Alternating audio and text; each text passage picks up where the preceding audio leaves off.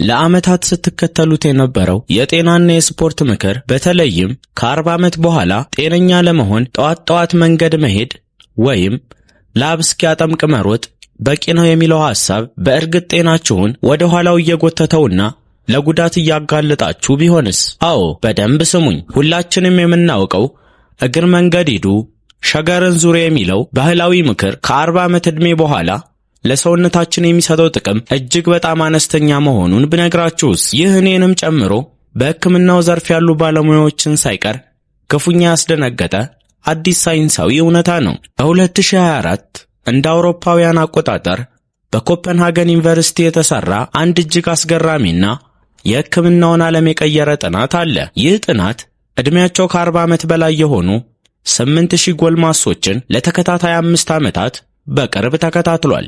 በዚህ ጥናት የተገኘው ውጤት ስፖርትና ጤናን በምናይበት መንገድ ላይ ትልቅ አብዮት የፈጠረ ነበር። ተመራማሪዎቹ ምን ያገኙ ይመስላችኋል? ባህላዊውን የእግር ጉዞ አቁመው በምትኩ አሁን በዚህ ቪዲዮ ላይ የማሳያችሁን 5 የተመረጡና ልዩ እንቅስቃሴዎችን የሰሩ ሰዎች የመውደቅ የመንሸራተትና አጥንት የመሰበር አደጋቸው በ73 በመቶ መቀነስ ችለዋል። ሁለተኛ፣ የሰውነታቸውን በተለይም የጡንቻቸውን ጥንካሬ በሚያስደንቅ ሁኔታ በ89 በመቶ ማሳደግ ችለዋል። ይህ የቃላት ስህተት አይደለም። አስቡት፣ የሰውነትን አቅም እጥፍ ማድረግ ማለት ነው፣ ያውም ምንም አይነት የጡንቻ መገንጠልም ሆነ የጅማት መጎዳት አደጋ ሳያጋጥማችሁ። ተመራማሪዎቹ በዚህ ውጤት በጣም ከመገረማቸው የተነሳ እውነት መሆኑን ለማረጋገጥ ጥናቱን 2 ጊዜ ደጋግመው ሰርተውታል። ነገር ግን ይበልጥ የሚያስገርመው ነገር ይህ አይደለም።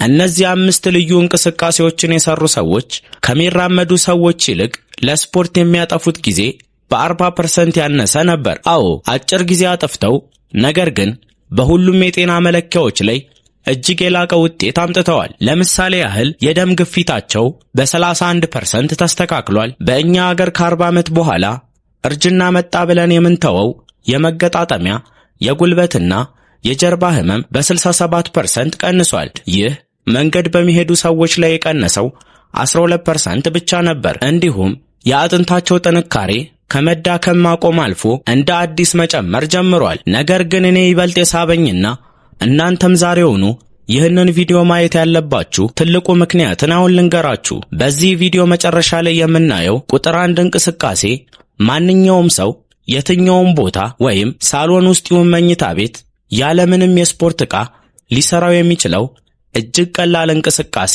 ነው። ሆኖም ግን የሃርቫርድ ሜዲካል ስኩል ባወጣው የቅርብ ጊዜ የዕድሜ ማራዘሚያ ጥናት መሰረት ይህች አንዲት ቀላል እንቅስቃሴ የህይወት ማራዘሚያ መለኪያዎችን በ42% ከፍ ታደርጋለች። ሳይንቲስቶች እንዳረጋገጡት ይህች እንቅስቃሴ በሰውነታችን ውስጥ ሪቨርስ ኤጂንግ የተባለውን ሂደት ታነቃቃለች። ይህ ማለት በግልጽ አማርኛ ሴሎቻችንን ወይም ህዋሳቶቻችንን ልክ እንደ 20ና 30 ዓመት ወጣት እንዲያስቡና እንዲንቀሳቀሱ አዲስ ፕሮግራም ትጭንባቸዋለች። የዚህ እንቅስቃሴ ሳይንሳዊ ሚስጥርን አንዴ ከተረዳችሁ በኋላ ስፖርትን ዳግመኛ በድሮ አይናችሁ አታዩትም።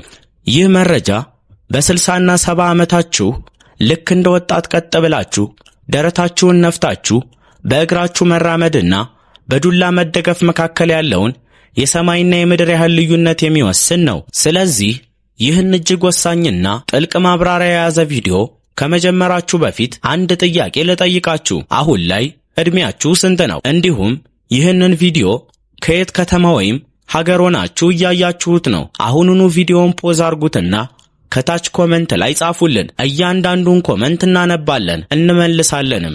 እንግዲህ የሰውነታችሁን እርጅና ወደ ኋላ የምትመልሱበትን መገጣጠሚያዎቻችሁን እንደ ብረት የምታጠነክሩበትንና ልክ እንደ 40 ዓመት ወጣት በነጻነት የምትንቀሳቀሱበትን ሚስጥር ለማወቅ ዝግጁ ከሆናችሁ ቀጥታ ወደ ቁጥር 5 እንቅስቃሴያችን እንለፍ። ቁጥር 5 ግድግዳ ላይ የሚሰራ ፑሽአፕ ከእረፍት ጋር። ይህን ሳወራ ምናልባትም አንዳንዶቻችሁ ይሄማ በጣም ቀላል ነው፣ የልጆች ጨዋታ አይደለም እንዴ ልትሉ ትችላላችሁ።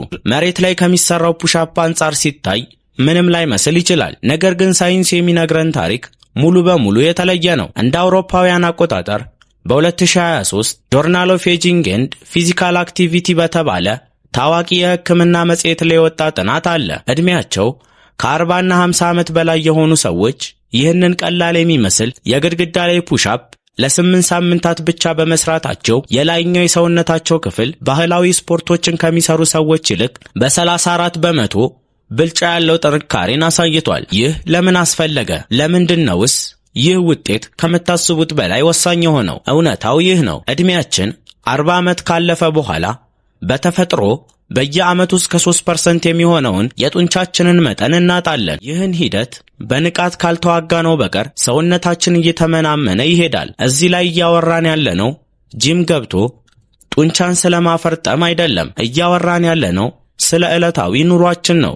የላይኛው የሰውነት ክፍላችን ወይም ደግሞ የእጅ ትከሻና የደረት ጡንቻ ሲዳከም የዕለት ተዕለት ተግባሮቻችን ፈተና እየሆኑ ይመጣሉ። ለምሳሌ ከገበያ የሸመታችሁትን ፌስታል ወይም ዕቃ አጠንክሮ መያዝ ይከብዳችኋል። የውሃ ጀሪካን ወይም ጋሎን ማንሳት ያቅታችኋል። የታሸጉ ዕቃዎችን ወይም ጠርሙሶችን መክፈት ፈተና ይሆናል። ከታክሲ ወይም ከባጃጅ ስትወርዱ እጃችሁን አጠንክራችሁ መደገፍ አትችሉም። ከሁሉም በላይ ደግሞ ድንገት መንገድ ላይ ስትደናቀፉ ወይም ስትንሸራተቱ ፊታችሁ መሬት ላይ ከመላተሙ በፊት እጃችሁን ቀደም አድርጋችሁ ራሳችሁን ከመውደቅ ለማዳን አቅም ታጣላችሁ። ይህ የግድግዳ ፑሽአፕ እነዚህን ችግሮች ሙሉ በሙሉ ይቀርፋል። የሕክምና ባለሙያዎች ይህንን ተግባራዊ የጥንካሬ እንቅስቃሴ ይሉታል። ታዲያ ይህን ተአምረኛ እንቅስቃሴ እንዴት ነው በትክክል የምንሰራው? አብረን እንየው። አንደኛ፣ መጀመሪያ ከማንኛውም ባዶ ግድግዳ ፊት ለፊት ቁሙ። ርቀታችሁ ልክ አንድ እጅ ሙሉ ሲዘረጋ ግድግዳውን እንደሚነካ ያህል ይሁን። ሁለተኛ፣ መዳፋችሁን ግድግዳ ላይ ለጥፉ። እጆቻችሁ ከትከሻችሁ ጋር ትይዩ መሆን አለባቸው። እንዲሁም በሁለቱ እጆቻችሁ መካከል ያለው ርቀት የትከሻ ያህል ስፋት ይኑረው። እግሮቻችሁን አንድ ላይ አድርጉ ወይም ጥቂት ብቻ ለቀቅ አድርጓቸው። 4 ቀስ እያላችሁ ሰውነታችሁን ወደፊት ወይም ወደ ግድግዳው አጋድሉ። ክርናችሁ ወደ ውጭ ሳይሆን ወደ ታች እንዲታጠፍ በማድረግ አፍንጫችሁ ግድግዳውን እስኪነካ ድረስ ተጠጉ። ትልቁ ሚስጥርና አስማቱ የሚሰራው እዚህ ጋር ነው። ልክ አፍንጫችሁ ግድግዳው አጠገብ ሲደርስ ወዲያውኑ ወደ ኋላ አትመለሱ። እዚያው ቦታው ላይ ሆናችሁ ከ3 እስከ 5 ሰከንድ ቆዩ። ይህ እረፍት በጣም ወሳኝ ነው። በዚህ አቋቋም ላይ ስትቆዩ በደረት ጡንቻዎቻችሁ፣ በትከሻችሁ፣ በክንዳችሁና በሚገርም ሁኔታ በሆድ ዕቃችሁ ላይ ልዩ የሆነ መወጠር ይሰማችኋል። ከ5 ሰከንድ ቆይታ በኋላ ቀስ ብላችሁ ሰውነታችሁን ገፍታችሁ ወደ መጀመሪያው ቦታ ተመለሱ። እዚህ ላይ የሳይንሱ ወርቃማ ሕግ የእንቅስቃሴው ፍጥነት ላይ ነው። ጥድፍ ጥድፍ ብሎ መስራት ምንም ጥቅም የለውም። ወደፊት ለመታጠፍ 2 ሰከንድ ውሰዱ። እዚያው ለመቆየት ከ3 እስከ 5 ሰከንድ ያዙ። ወደ ኋላ ለመመለስ 2 ሰከንድ ውሰዱ። ይህ ቀስ ያለና ቁጥጥር የተደረገለት እንቅስቃሴ በስፖርት ሳይንስ ጡንቻን በውጥረት ውስጥ የማቆየት ጊዜ ይባላል። ከ40 ዓመት በኋላ ለጡንቻ ግንባታ ፈጣን ከሆኑ እንቅስቃሴዎች ይልቅ ጡንቻን በዚህ መልኩ በውጥረት ማቆየት እጅግ በጣም ውጤታማ መሆኑን ምርምሮች አረጋግጠዋል። ለጀማሪዎች በ5 ድግግሞች ብቻ ጀምሩ። ቀስ እያላችሁ አቅማችሁ ሲጨምር ወደ 10 ከዚያም ወደ 15 ከፍ ታደርጉታላችሁ። የዚህ እንቅስቃሴ ሌላው ውበቱ እንደ አቅማችሁ ማስተካከል መቻላችሁ ነው። በጣም ቀላል ከሆነባችሁ እግራችሁን ከግድግዳው ይበልጥ ወደ ኋላ አርቁት። በጣም ከከበዳችሁ ደግሞ ወደ ግድግዳው ጠጋ አርጉት። ይህ ብቻም አይደለም። በዩኒቨርሲቲ ኦፍ ብሪቲሽ ኮሎምቢያ የተደረገ ጥናት ይህ ከእረፍት ጋር የሚሰራ የግድግዳ ፑሽአፕ በሳምንት 3 ጊዜ ለ12 ሳምንታት የሰሩ ሰዎች የመግፋት አቅማቸው በ41% ማደጉን አሳይቷል። ነገር ግን ሳይንቲስቶቹን ይበልጥ ያስገረማቸው ሌላ ግኝት አለ። የእነዚህ ሰዎች የፈጣን ምላሽ ጊዜ በ23 በመቶ ተሻሽሎ ተገኝቷል። የፈጣን ምላሽ ጊዜ መሻሻል ለምን ይጠቅማል? ይህ በቀጥታ ራስን ከመውደቅና ከማዳን ጋር የተያያዘ ነው። ሳይንቲስቶች እንዳረጋገጡት አፍንጫን ከግድግዳው አጠገብ አድርጎ ለጥቂት ሰከንዶች ማቆየት የሰውነታችንን አቀማመጥ ያሻሽለዋል። ይህ ማለት ሰውነታችን በህዋ ውስጥ ያለውን የራሱን አቀማመጥ የመረዳትና ሚዛን የመጠበቅ የተፈጥሮ ችሎታ ማለት ነው። ዕድሜያችን ሲጨምር በመጀመሪያ ከምናጣቸው ነገሮች አንዱ ይኸው ሚዛንን የማወቅ ችሎታ ነው። ለዚህ ነው ከ40ና 50 ዓመት በኋላ መውደቅና አጥንት መሰበር በብዛት የሚከሰተው እናም አደገኛ የሚሆነው። ይህ ቀላል እንቅስቃሴ ግን አእምሮአችንንና ጡንቻችንን በማስተባበር ይህንን አደጋ ይቀለብሰዋል። እንግዲህ የላይኛውን የሰውነት ክፍላችንን በዚህ አስገራሚ ግኝት ካነቃቃን፣ አሁን ደግሞ በቀጥታ ወደ ቁጥር 4 እንቅስቃሴያችን እናልፋለን። ይህኛው ደግሞ ሙሉ በሙሉ የተለየ የሰውነት ክፍላችንን ኢላማ የሚያደርግ ነው። ነገር ግን በዕድሜያችን ላይ በሚያስደንቅ ሁኔታ ተጽዕኖ የሚያመጣ ሌላኛው ሚስጥር ነው። ቁጥር 4 ወንበር ላይ ተቀምጦ እግርን ማንሳት። ይህንን ሳወራ ምናልባትም አንዳንዶቻችሁ ፈገግ ብላችሁ ይሆናል። ወንበር ላይ ቁጭ ብሎ የሚሰራ ስፖርትማ የሰነፍ አይደል እንዴ? እንዴት ጤናን ሊያሻሽል ይችላል ብላችሁ ልታስቡ ትችላላችሁ። ነገር ግን ቁጭ ብሎ መስራት ማለት እንቅስቃሴው ቀላል ነው ማለት አይደለም። እንዲያውም አሁን የማካፍላችሁ እውነታን ስትሰሙ ትገረማላችሁ። በ2024 አርካይቭስ ኦፍ ፊዚካል ሜዲሲን የተሰኘው ከፍተኛ የሕክምና ጆርናል ላይ አንድ አስገራሚ ጥናት ወጣ። ዕድሜያቸው ከ40 ዓመት በላይ የሆኑ ጎልማሶች ይህንን ወንበር ላይ ቁጭ ብሎ እግር የማንሳት እንቅስቃሴ ከተጨማሪ ክብደት ጋር በመስራታቸው ብቻ አንደኛ የእግር ጉዞ ፍጥነታቸው በ28 በመቶ ጨመረ፣ ሁለተኛ ደረጃ የመውጣት አቅማቸው በ48 በመቶ አደገ። እነዚህ ዝም ብለው በዘፈቀደ የተጻፉ ቁጥሮች አይደሉም። በሕክምናው ዓለም የእግር ጉዞ ፍጥነት የአንድን ሰው አጠቃላይ ጤንነትና ረጅም ዕድሜ መኖር ዕድል ከሚጠቅሙ ትልቅ ምልክቶች አንዱ ነው። ዶክተሮች ይህንን የስድስተኛው የህይወት መለኪያ ብለው ይጠሩታል። የልብ ምትና የደም ግፊት እንደሚለካው ሁሉ በፍጥነት መራመድ መቻል የልብን የጡንቻንና የነርቭ ስርዓትን ጤንነት ያሳያል። ታዲያ ይህንን ተቀምጦ እግርን የማንሳት እንቅስቃሴ እንዴት ይህን ያህል ለውጥ አመጣ? ሚስጥሩ ያለው ኢላማ በሚያደርጋቸው ሁለት ቁልፍ የጡንቻ ክፍሎች ላይ ነው። እነርሱም የዳሌ ጅማቶችና የፊት ለፊት የጭን ጡንቻዎች ናቸው። በተመሳሳይ ሰዓት ሚዛን ለመጠበቅ የሆድ ዕቃ ጡንቻዎችን ያሳትፋል። እስቲ ቆም ብላችሁ አስቡ። በየቀኑ ኮንዶሚኒየም ወይም ቢሮ ስትወጡ፣ ታክሲ ውስጥ ገብታችሁ ስትወጡ፣ ወይም ከበርጩማና ከዝቅተኛ ሶፋ ላይ ስትነሱ ሙሉ የሰውነታችሁን ክብደት የሚሸከሙት እነዚህ ጡንቻዎች ናቸው። ነገር ግን ሁላችንም እንደምናውቀው የተለመደው የእግር ጉዞ እነዚህን ጡንቻዎች እርጅናን ሊቋቋሙ በሚችሉበት ደረጃ አያጠነክራቸውም። ለዚህ ነው ብዙ ጊዜ ከ40 እና 50 ዓመት በኋላ ጉልበቴ ከዳኝ፣ መነሳት መቀመጥ አቃተኝ የሚለው ቅሬታ የሚበዛው። እንግዲህ ይህንን ችግር ለመቅረፍ እንቅስቃሴውን በትክክል እንዴት እንደምትሰሩት ላሳያችሁ። አንደኛ፣ ጀርባው ቀጥ ያለና ጠንካራ የሆነ ወንበር ላይ ቁጭ በሉ። 2 ጀርባችሁ ከወንበሩ ጋር በደንብ አጣብቁት። እግሮቻችሁ መሬት ላይ ትክ ብለው ይራገጡ። 3 ገና ጀማሪ ከሆናችሁ ምንም አይነት ተጨማሪ ክብደት አያስፈልጋችሁም። ቀስ እያላችሁ ቀኝ እግራችሁን ቀጥ አድርጋችሁ ወደፊት አንሱት። ጉልበታችሁን በተቻለ መጠን ላለማጠፍ ሞክሩ።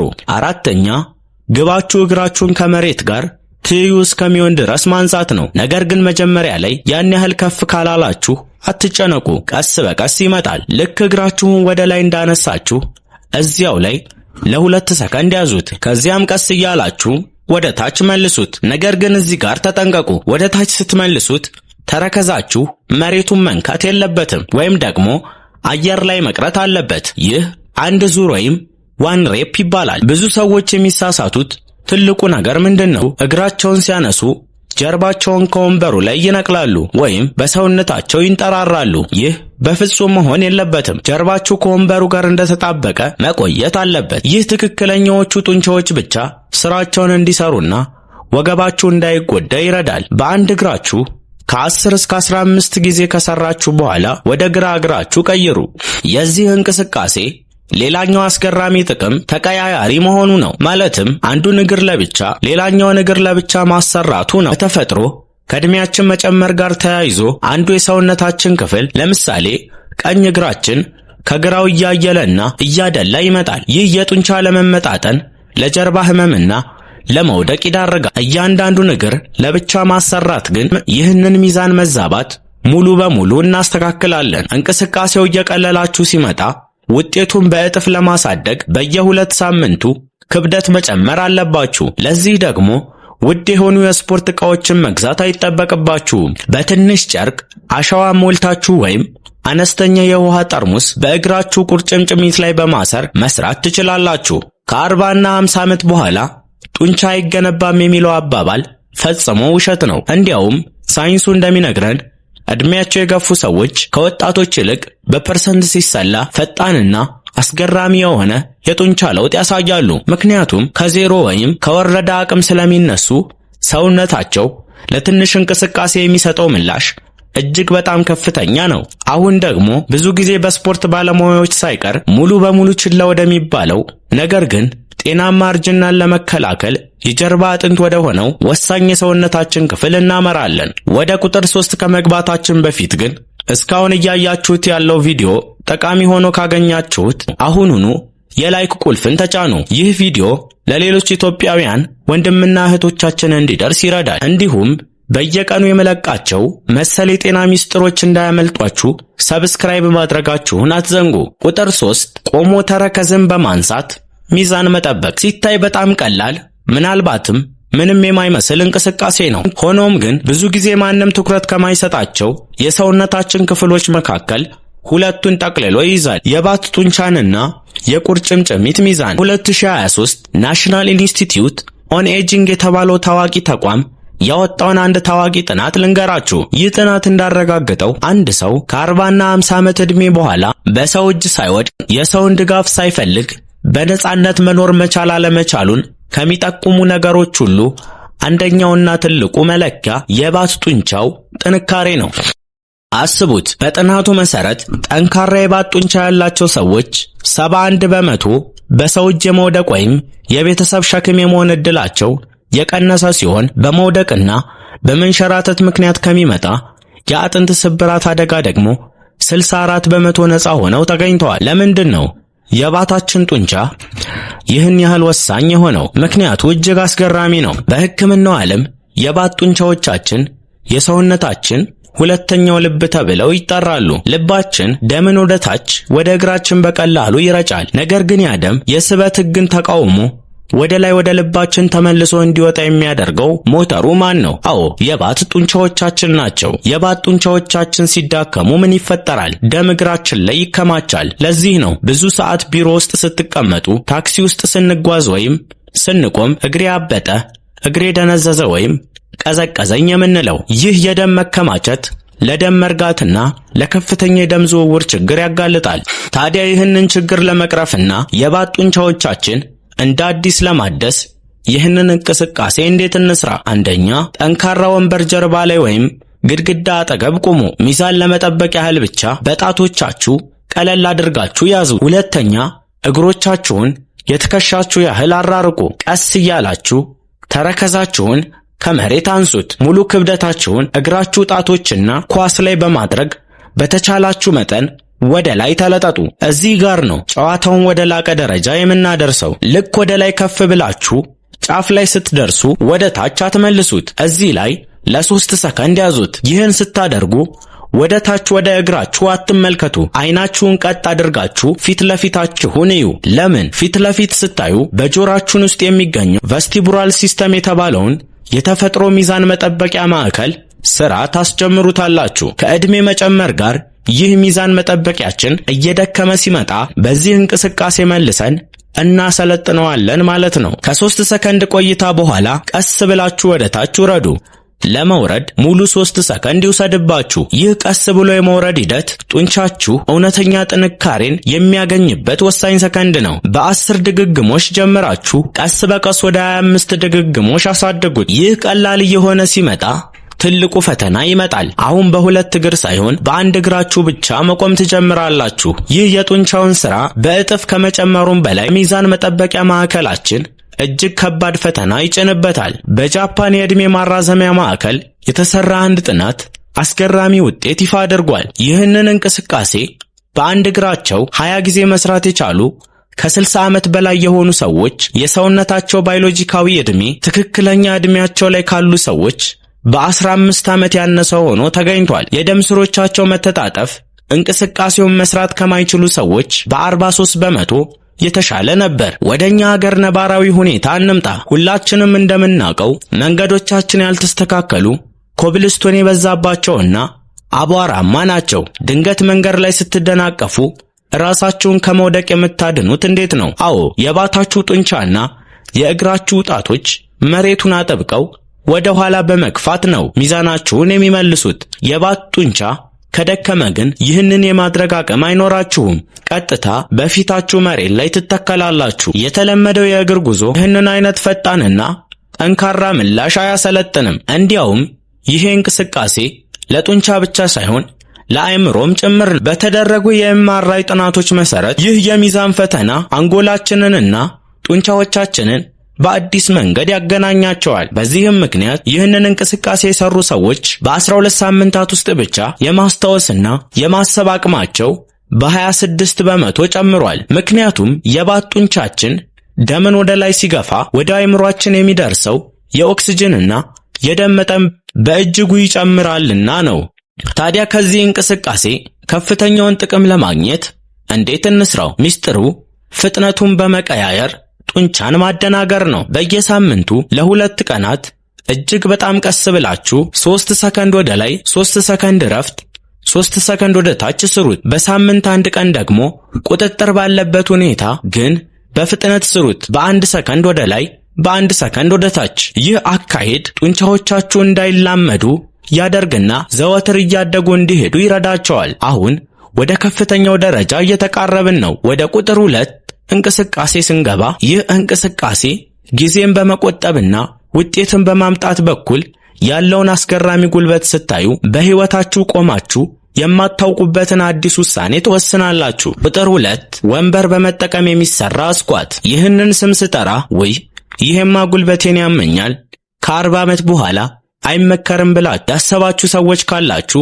አትቸኩሉ። ምክንያቱም አሁን የማካፍላችሁ ሳይንሳዊ ግኝት ስለ ጉልበት ህመም ያላችሁን አመለካከት ሙሉ በሙሉ የሚቀይር ነው። በ2024 የወጣ አንድ ግዙፍ ጥናት አለ። ይህ ጥናት ከ15000 በላይ ተሳታፊዎችን ያካተተ 42 የተለያዩ ምርመራዎችን በአንድ ላይ የገመገመ ነው። ውጤቱ ምን ሆነ መሰላችሁ? ይህን ወንበር በመጠቀም የሚሰራ ስኳት በትክክለኛው መንገድ የሰሩ ሰዎች ጉልበታቸው ከመጎዳት ይልቅ የነበራቸው የጉልበት ህመም በ58% ቀንሶ ተገኝቷል። አዎ በትክክል ከሰራ ነው ስኳት ጉልበትን ይፈውሳል እንጂ አይጎዳም። ይህ እንቅስቃሴ ሁለተኛ ደረጃን የያዘበት ትልቁ ምክንያት ምንድነው? ምክንያቱ በአንድ ጊዜ ብዙ የሰውነት ክፍሎችን የሚያሰራ ከዚህ የተሻለ እንቅስቃሴ ስለሌለ ነው። የዳሌ ጡንቻዎቻችንን፣ የፊት ለፊት ጭናችንን፣ የጀርባ ጭናችንን፣ የሆድ ዕቃችንን እንዲሁም የጀርባ አጥንቶቻችንን ሁሉንም በአንድ ላይ እንደ ኦርኬስትራ አቀናጅቶ ይሰራቸዋል። ወደ ዕለታዊ ህይወታችን ስንመጣ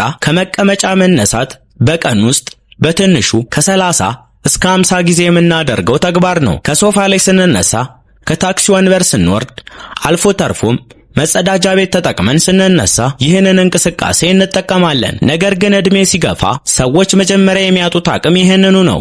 እባክህ እጄን ኮተት አድርጋ አስነሳኝ ማለት የጀመርን ቀን ነፃነታችን ማብቃት ጀመረ ማለት ነው። ጥናቶች እንደሚያሳዩት እጆቻቸውን ሳይታገዙና ምንም አይነት ሳይደገፉ ከወንበር መነሳት የማይችሉ አዛውንቶች መነሳት ከሚችሉት ጋር ሲነጻጸሩ በሚቀጥሉት 5 ዓመታት ውስጥ ያላቸው የሞት አደጋ በ3 እጥፍ ከፍ ያለ ነው። አስቡት ይህ እንቅስቃሴ ለጤናችን ምን ያህል መሰረታዊ እንደሆነ።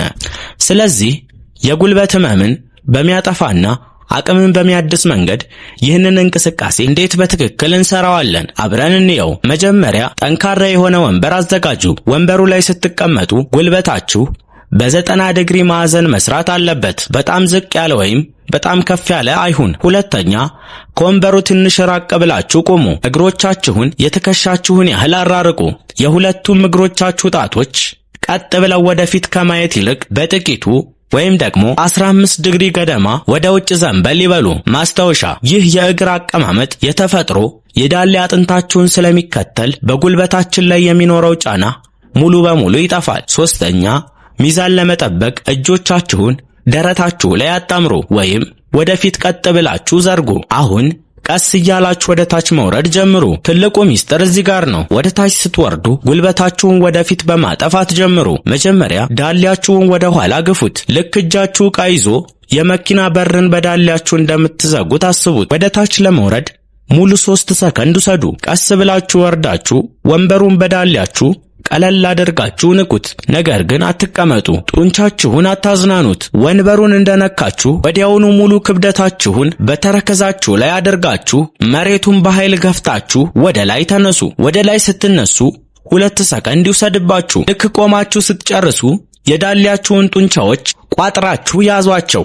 ይህ የአንድ ዙር ነው። ለጀማሪዎች ከ5 እስከ 8 ዙር ጀምሩና ቀስ በቀስ ወደ 15 እና 20 አሳድጉት። ስታንፎርድ ዩኒቨርሲቲ ያደረገው ጥናት አንድ አስደናቂ እውነት አሳይቶናል። ይህ የወንበር ስኳት በሳምንት 3 ጊዜ ለ6 ሳምንታት ብቻ የሰሩ ከ60 ዓመት በላይ የሆኑ አዛውንቶች የታችኛው የሰውነታቸው ጉልበትና ፍጥነት በ47 በመቶ ጨምሯል። እዚህ ላይ ጥንካሬና የጡንቻ ጉልበት ወይም ፍጥነት የተለያዩ ናቸው። ኃይል ወይም ፓወር ማለት አቅምን በፍጥነት የመጠቀም ችሎታ ነው። ድንገት ስትንሸራተቱ ራሳችሁን ለማዳን የሚረዳው ይህ ፍጥነት ነው። በተጨማሪም የእነዚህ ሰዎች የመራመድ ፍጥነት በሰከንድ ወደ 0.2 ሜትር ጨምሯል። ይህ በሕክምና ቋንቋ ጥገኝነትን አሽቀንጥሮ ጥሎ ወደ ሙሉ ነፃነት የመመለስ ያህል ትልቅ ትርጉም አለው። ይበልጥ የሚያስገርመው ደግሞ የአንጎል ስካን ውጤታቸው ነው። ይህ እንቅስቃሴ የጡንቻን ብቻ ሳይሆን በአንጎላችን ውስጥ የሰውነት እንቅስቃሴን የሚቆጣጠረውን ክፍል በማነቃቃት አንጎላችንን አዲስ ፕሮግራም ያስይዘዋል።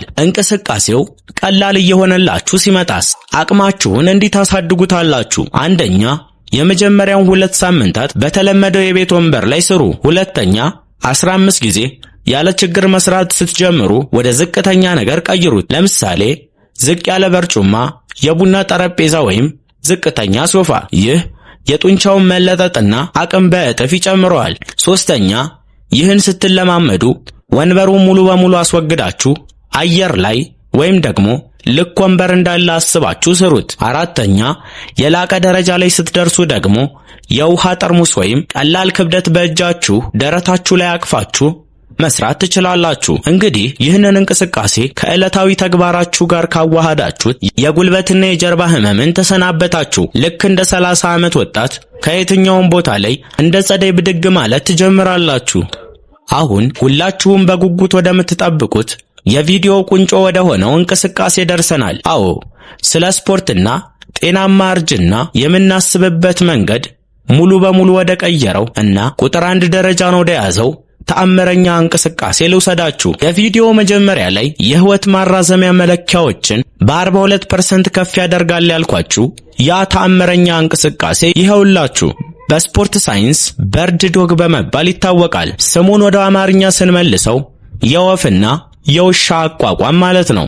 ሲታይ በጣም እንግዳና ምን እያደረገ ነው የሚያሳይ ሊመስል ይችላል። ነገር ግን አንቶሎጂ የተሰኘ የዕድሜና የእርጅና ጥናት መጽሔት በ2024 ባወጣው ሪፖርት ይህንን እንቅስቃሴ ከ40 ዓመት በኋላ ለጤናማ እርጅና ከምንም ነገር በላይ ውጤታማ የሆነው ብቸኛው ስፖርት ነው ብሎ ሰይሞታል። ለምን? ምክንያቱም ይህ እንቅስቃሴ በአንድ ጊዜ የአእምሮን፣ የሚዛንን፣ የጀርባ አጥንትንና የጡንቻ ጤናን የሚፈውስ ብቸኛው ስፖርት ስለሆነ ነው። በመጀመሪያ እንቅስቃሴውን እንዴት በትክክል መስራት እንዳለብን ላሳያችሁና ወደ ሳይንሳዊ አስማቱ እንገባለን። 1. መሬት ላይ ለስለስ ያለ ምንጣፍ ወይም ንጹህ ፎጣ አንጥፉ። 2. በአራት እግራችሁ በመዳፋችሁና በጉልበታችሁ ፎጣው ላይ ሁኑ። እጆቻችሁን በትክክል ከትከሻችሁ ስር፣ ጉልበታችሁን ደግሞ ትክክል ከዳሌያችሁ ስር መሆን አለበት። 3. ጀርባችሁ ወይም ወገባችሁ ቀጥ ያለ መሆን አለበት። ወደ ታች አይጎድጉድ፣ ወደ ላይም አይጉበጥ። 4. ቀስ እያላችሁ ቀኝ እጃችሁን ወደፊት ቀጥ አድርጋችሁ አንሱ። በተመሳሳይ ሰዓት ግራ እግራችሁን ወደ ኋላ ቀጥ አድርጋችሁ ዘርጉ። አንደኛው እጅ ከተቃራኒው እግር ጋር ማለት ነው። 5.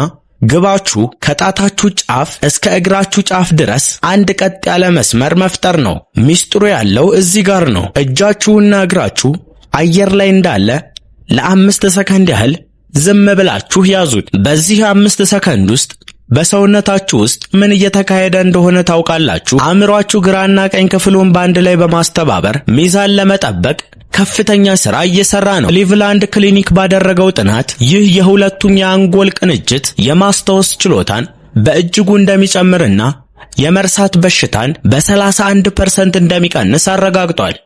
ከ5 ሰከንድ ቆይታ በኋላ ቀስ ብላችሁ ወደ መሬት መልሱት። አሁን ደግሞ የግራ እጃችሁንና የቀኝ እግራችሁን አንሱ። በዚህ መልኩ እያቀያየራችሁ በሁለቱም በኩል 5 ጊዜ ስሩ። ሜዮ ክሊኒክ ከ60 ዓመት በላይ የሆኑ 500 አዛውንቶች ላይ ለ2 ዓመታት ባደረገው ጥናት ደግሞ አፉን ከፍቶ ቀረ። ይህን እንቅስቃሴ በሳምንት 4 ጊዜ የሰሩ ሰዎች የሆድና የጀርባ ጥንካሬያቸው በ93% አድጓል። የታችኛው የጀርባ ህመም በ76% ቀንሷል። እስቲ አስቡት፣ ስንት ሰው ነው በእኛ ሀገር በወገብና የጀርባ ህመም የሚሰቃየው? ነገር ግን ሳይንቲስቶቹን በደንብ ያስደነገጣቸው ይሄ ነው። በአከርካሪና በዳሌያቸው ላይ ያለው የአጥንት ጥንካሬ በ3.2% አድጓል። ለማነጻጸር ያህል አንድ ሰው 40 ዓመት ካለፈው በኋላ በየዓመቱ 10% ጥንካሬውን ያጣል። የእነዚህ ሰዎች በ3.2% ማደግ ማለት እርጅናን ለ4 ዓመታት ሙሉ ወደ ኋላ ቀለበሱት ማለት ነው።